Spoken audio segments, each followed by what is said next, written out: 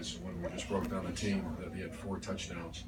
So it's something. Sometimes good things happen to good people, and he's a great person that went through an extremely tough injury. So it warms your heart to see him having that kind of experience, especially on the road in a really tough environment. So great win. Thanks for the Buckeye Nation following us out here. We heard you, and we appreciate you.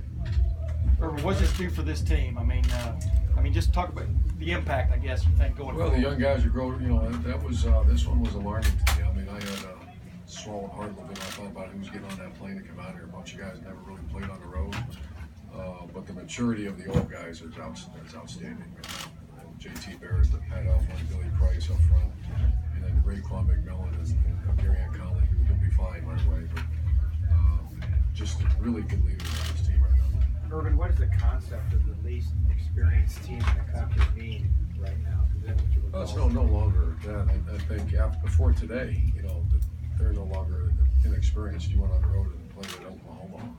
You know, that has to be one of the probably top 5 hardest places. Yeah, I saw the record. It is one of the top 5 hardest places to play. It's a very talented team. From the opening kickoff, man, our guys swung as hard as they could. So they're no longer the youngest team. We just got in. How much of a coming of age game was this for you guys? Yeah, this was the coming of age game, and I just made a comment earlier about that. You almost took it. You took a deep breath, and as I was just watching our guys get on the buses and the planes, thinking, "My gosh, this is a young team. This is a lot of their first road experience, and very proud of them." Coach, can you update Gary on Conley? You may have addressed that. We just got in. I probably should until I know. Okay. Until my understanding is going to be fine. It was precautionary. Just had a stinger, but he should be fine. Urban, but Did you you guys get spent much the entire mileage? fall camp rotating the opposite corner with Denzel and Marshawn, and to have both those guys, right? To have those guys there in the second half, how big was that? And well, not normally. I don't know if we've ever had that much depth. We have 4 corners that we believe in. For sure, 3 guys that are they rotate. So who's our starting corners? You got 3 of them, and that's rare to have. And I know you guys haven't seen the film yet, but like when you see your young guys, you talked about the inexperience of this team, but to see these corners go out against a team like Oklahoma, what'd you see in the second half from some of those young kids out there at corner? Well, like I said, I can't wait to see the videotape. You know, as coaches, you sit there and think about that darn kickoff return and see some other things that shows your youth. And also, we didn't hustle line of scrimmage and blew timeouts and just some silly things that are going to get cleaned up. So, where do you rank the catch Noah Brown made as far as ones that you've seen? I haven't seen it yet. You didn't see the replay? Yeah, I saw it. That's one of the great catches from what I heard. I can't use the language that I heard from the press box upstairs. Is that why you guys have sort of been raving about him for almost 2 years? Yeah, he's a grinder. We love grinders around here. He's a guy that works so hard, and I think that injury happened the week before he played. He was a starting receiver for us last year, and he got hurt. And there's not a better guy, better family to see him have success.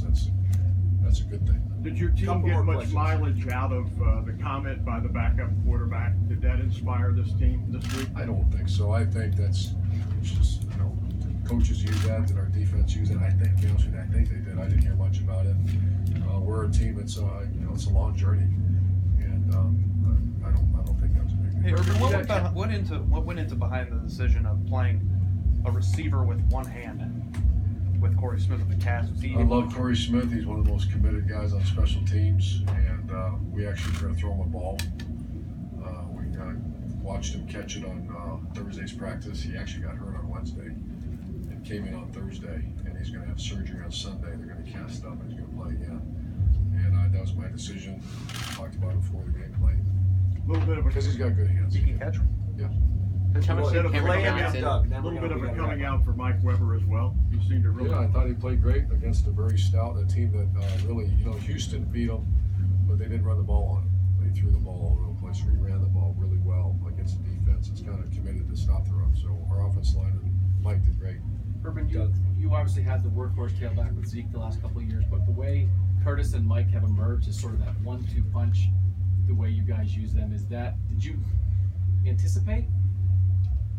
I did. Yeah, I thought Curtis Samuel was a guy that waited his turn, and he's a talented guy, and I think that's a 1-2 punch is the correct way to identify what's going on with those two, and it's going to continue. Great. Coach, thank you very much.